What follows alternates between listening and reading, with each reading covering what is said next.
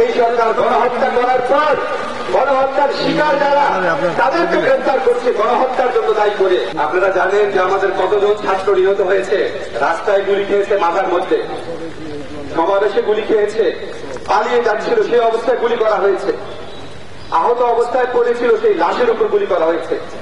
আমরা শুধুমাত্র আমাদের ছাত্রদের হত্যার বিচার চেয়েছিলাম।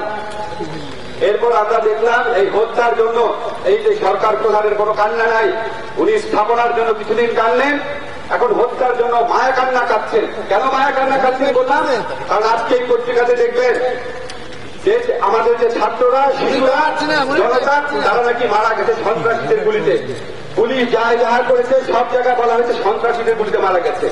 আমরা চোখের সামনে দেখলাম পুলিশের ইউনিফর্ম পরে গুলি করা হচ্ছে, চোখের সামনে ভিডিও দেখলাম আবু সাইদ কিভাবে হত্যা করা হয়েছে, চোখের সামনে দেখলাম বিভিন্ন বাহিনীর হাতে গুলি, যুবলীগ ছাত্রলীগের হাতে পিস্তল, আগ্নেয়াস্ত্র, একজন আন্দোলনকারীর হাতেও আমরা অস্ত্র বা পিস্তল কিছু দেখি নাই, কোন পত্রিকার ফুটেজে দেখি নাই। তো তখন আমাদের মনে হয় এই হত্যাকাণ্ডের বিচার এই সরকার করবে না, কারণ এই সরকার নিজেই খুনি। এই যে আজকে খুনি বাহিনী আর খুনি সংগঠন, এদেরকে লেলিয়ে দেওয়া হয়েছে সরকারের সর্বোচ্চ পর্যায় থেকে। খুনের বিচার করবে না, খুনের বিচারকে অন্য খাতে বইয়ে নেওয়ার চেষ্টা করছে।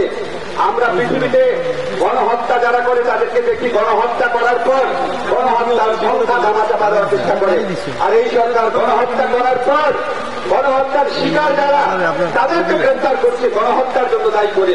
ধিক্কার জানাই এই সরকারকে। আমরা আজকে শিক্ষকের নিরাপত্তার জন্য দাঁড়িয়েছি, কিন্তু আমাদের মূল কথা আমাদের ছাত্রদের নিরাপত্তা। আমাদের ছাত্রদেরকে অনিরাপদ রেখে আমরা কোনোভাবেই আমাদের বাসায় আমাদের কোথাও আমরা শান্তিতে বসে থাকবো না।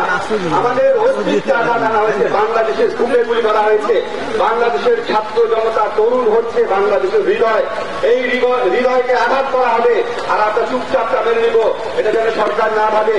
আজকে কোনো কোনো জায়গা থেকে সরকারের পদক থেকে দাবি এসেছে, যদি খুনের বিচার না করতে পারেন, যদি খুনের বিচার না করতে চান, যদি আমাদের শিক্ষার্থীদের নিরাপত্তা না দিতে পারেন, তাহলে অবশ্যই পদত্যাগ করুন।